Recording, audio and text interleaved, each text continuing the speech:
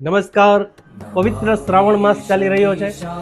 શ્રાવણ સુદ દસમ અને શનિવાર, આ દિવસે શિવજી ઉપર કયા દ્રવ્યથી અભિષેક કરવો જોઈએ અને શું ફળ મળે આવો જોઈએ. શ્રાવણ સુદ દસમ અને શનિવારે શિવજી ઉપર સરસવના તેલથી અભિષેક કરો અને મંત્ર કયો બોલવાનો છે? ઓમ રામેશ્વરાય નમઃ, ઓમ રામેશ્વરાય નમઃ. આ મંત્ર બોલતા બોલતા શિવજી ઉપર આપ અભિષેક કરો. સરસવના તેલથી અભિષેક કરવાનું ફળ શું છે?